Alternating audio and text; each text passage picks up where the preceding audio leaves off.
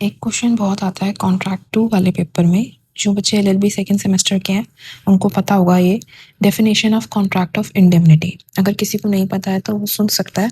According to section 124 ये कहता है a contract of indemnity is a contract whereby one party promises to save the other from loss caused to him by the conduct of the promisor himself or by the conduct of any other person।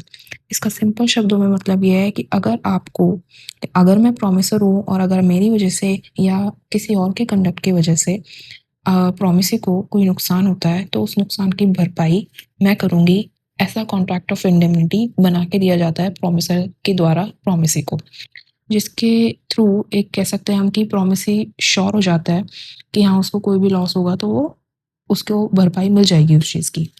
जैसे कि example दिया है यहाँ पे, a contracts to indemnify B against the consequences of any proceedings which C may take against B in respect of a certain sum of 200 rupees. मतलब कि अगर सी ने कुछ भी किया बी के अगेंस्ट तो ए उसकी जिम्मेदारी लेगा। और इस पूरे वर्डिंग को एक कॉन्ट्रैक्ट के अंदर, इंडेमनिटी कॉन्ट्रैक्ट के अंदर हम समझ सकते हैं कि और इसका कंटीजेंट कॉन्ट्रैक्ट से क्या लेना देना है।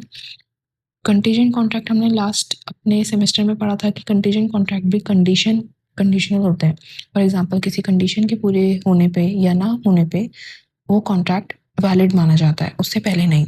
तो इंडेमनिटी कॉन्ट्रैक्ट भी उससे रिलेटेड हुआ, बिकॉज इंडेमनिटी कॉन्ट्रैक्ट भी तभी वैलिड होगा अगर किसी प्रॉमिसी को लॉस हुआ है, तभी वो इंडेमनिटी कॉन्ट्रैक्ट का यूज़ कर सकते हैं। एसेंशियल्स क्या है इस कॉन्ट्रैक्ट के? Loss to promisee is essential, यानी कि प्रोमिसी को पहले लॉस होना ज़रूरी है, तभी वो उसको वैलिड मानेगा, तभी वो प्रोमिसर को स्यू कर सकता है कोर्ट के अंदर। Consideration must be lawful. Lawful object और लॉफुल कंसिडरेशन भी हमने अपने लास्ट सेमेस्टर में पढ़ा था, यानी कि कुछ भी अनलॉफुल नहीं होना चाहिए कंसिडरेशन। हमने लास्ट सेमेस्टर में पढ़ा था consideration object must be lawful. अगर वो अनलॉफुल होते हैं तो कॉन्ट्रैक्ट ही नहीं बनते हैं, वैलिड कॉन्ट्रैक्ट ही नहीं माना जाता, तो उसका लॉफुल होना भी नेसेसरी है।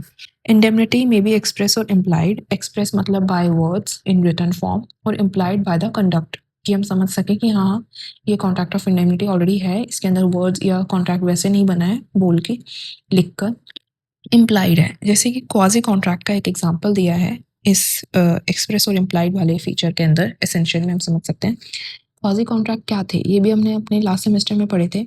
जैसे कि मैं अगर किसी को यूपीआई पेमेंट कर देती हूँ गलत अकाउंट पे, तो उस बंदे का फ़र्ज़ बनता है कि वो मुझे वापस करे वो पेमेंट, और मुझे जहाँ पेमेंट करनी थी वहाँ मैं सही तरीके से कर सकूँ।